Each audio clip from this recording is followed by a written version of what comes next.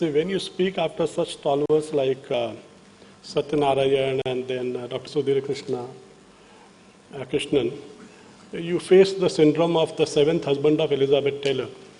What different can you do?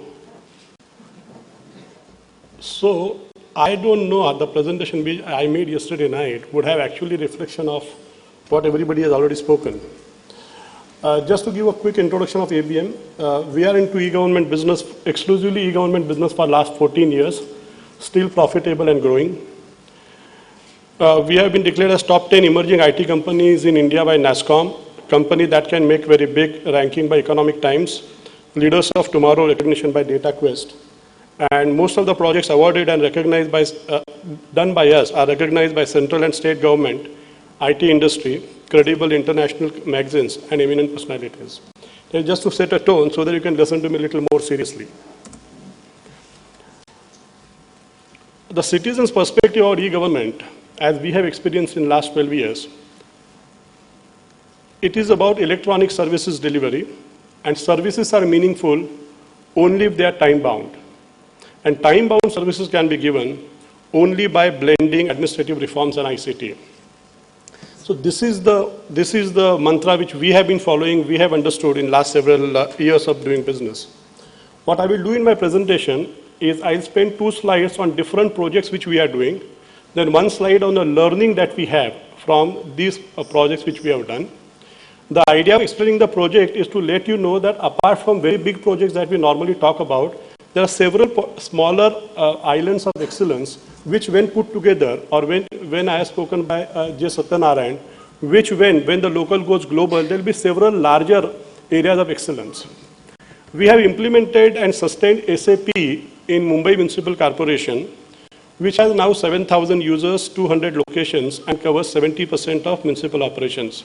Now, as you might know, Municipal Corporation of Greater Mumbai has 26,000 crore as its annual budget. Now, this is probably 3rd or 4th year of sustenance. And the good thing is most of the operations of this organization have been switched over and are done indeed onto the computerized system. That means there has been institutionalization of e-government in MCGM. We are also rolling out citizen-centric e-governance in 231 urban local bodies, that is municipal bodies, covering 42% of the population of Maharashtra. This is a 2 years project. Now, implementation has begun in almost all the 231 ULBs and 100 have gone live. We are also, the project is just started. As you know, there are Agricultural Produce Marketing Commission, where the agricultural commodities are sold by the farmers. That is what APMCs. So we will be doing 100 APMCs across the state by undertaking e-auction. We are doing double entry accounting reforms in all cantonment boards across the country under Directorate of Defense Estates, and the project is under implementation. Electricity distribution company across the state, we have done 50 consumer facilitation centers for giving G2C services. Capital value property tax reforms we are doing, which manages 4,000 crore rupees as annual demand. And water billing computation, one of our projects manages 1,000 crore rupees as annual demand. The idea of giving a little bit of a different projects that we are doing is the learning which I am going to share with you is based on these kind of projects which we have done. Now the first learning that we have is e-government project starts when the IT project ends. Most of us think after tendering, when the software is bought, when the UAT is done, when the training is completed and van is operational, the project gets over.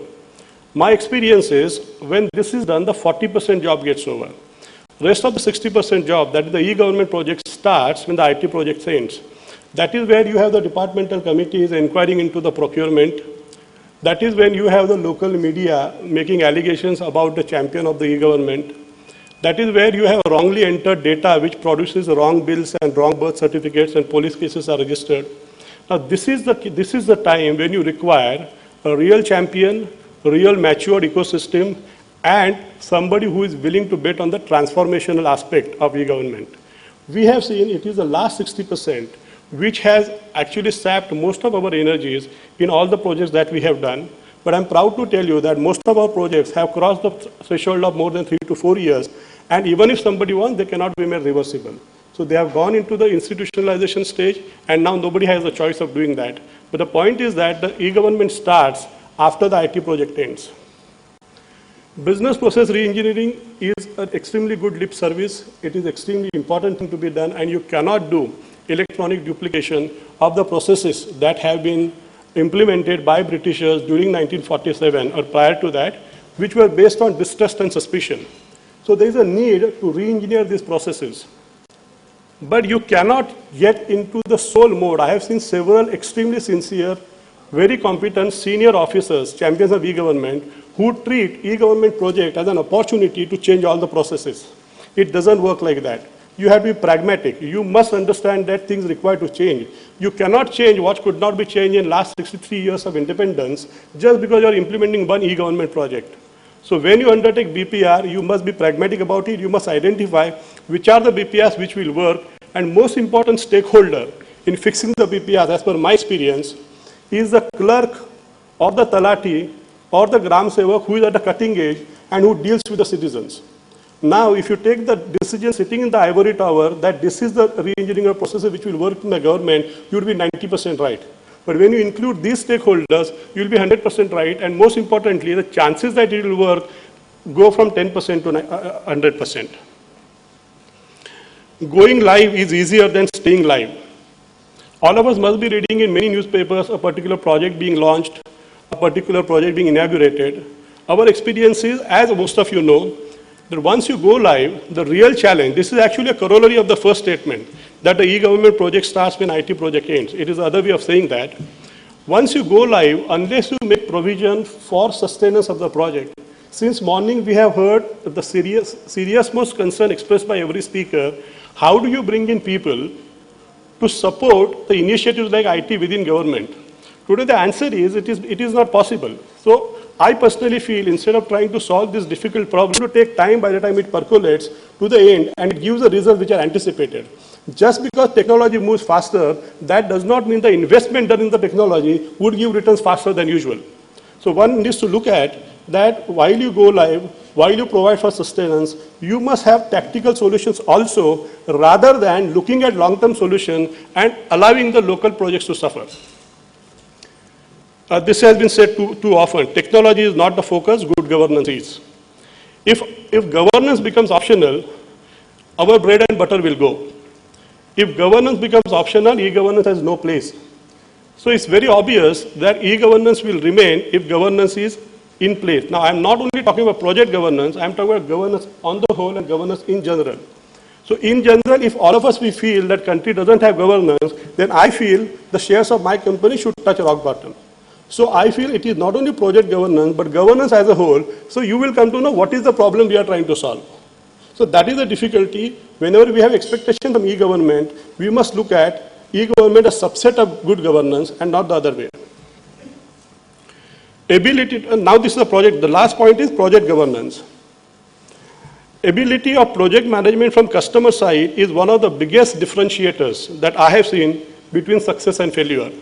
I have come across absolutely ruthless project managers who have not budged from the dates, despite of fully knowing that it was virtually impossible for my teams to meet the deadlines. What we did, how we did, might have had some implications on the maintenance of the project later on, but the best thing I observed when there was a ruthless project management from both sides is the projects went live. They stayed live, and they ultimately saw they were at the end of the tunnel. So the project governance is one of the single most factor which is a differentiator between success and failure.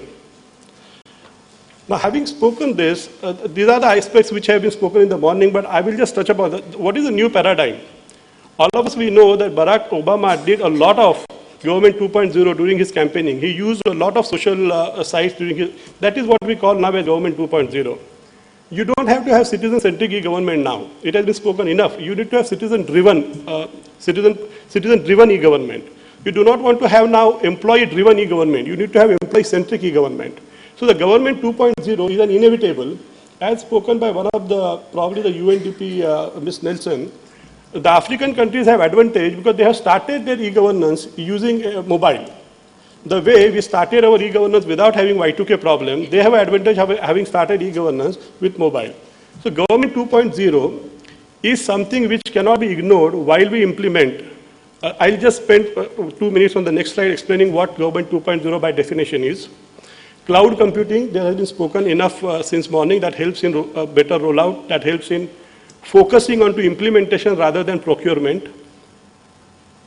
UID Aadhaar is going to be one of the backbones of identity infrastructure that we will have.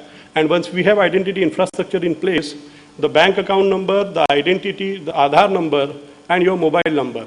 Now these three things put together can create almost a non-clonable identity, and which can be used in e-government in a much larger manner than the way we are using it.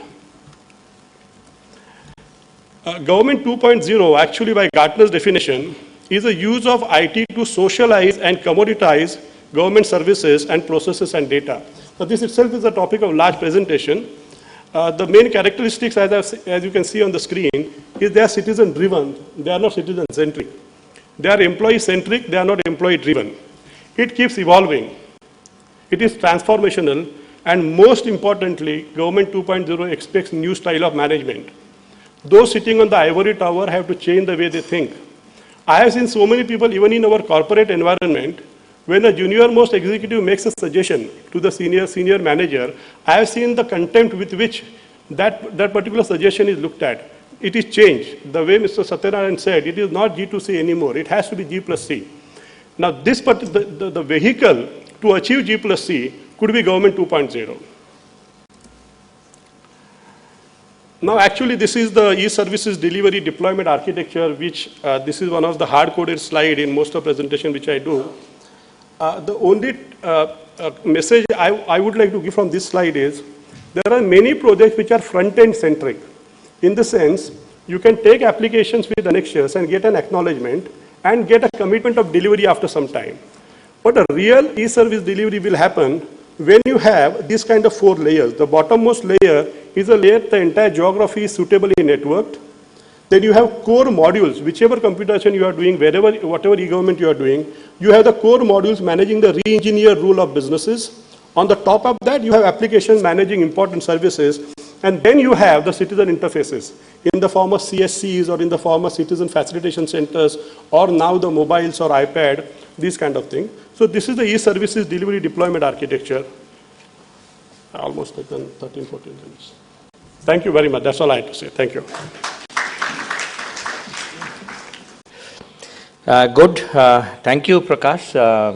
We'll have a question now or at the end. Or now we can have the question. I have some time, yes. Hello. So, please identify yourself. I know you. Sir, but I'm S.K. Panda, State Informatics Officer, NIC Odisha. Sir, I fully agree with you. You have been doing an excellent job in Mumbai Municipal Corporation. But we have been talking of e-governance, good government and all that. Municipal corporations, urban local bodies, they are all elected bodies. There is a political component is very much involved there. When we talk of a success or failure of e-governance projects, good government and all. So don't you agree with me that a political commitment is very much required for sustenance as well as for starting, initiating and making it a successful e-governance project?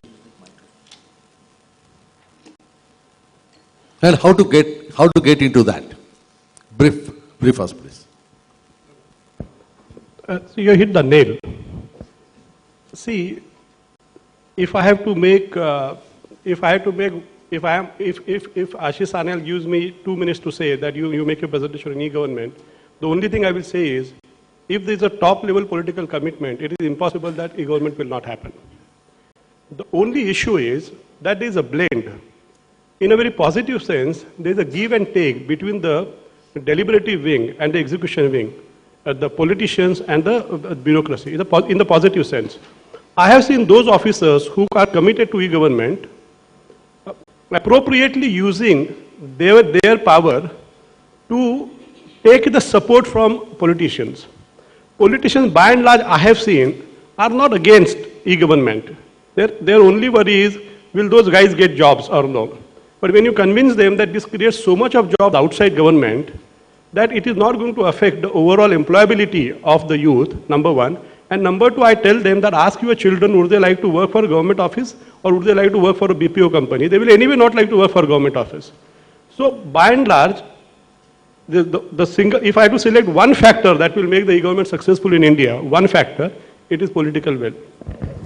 Okay, thank you. Panda, I just wanted to supplement.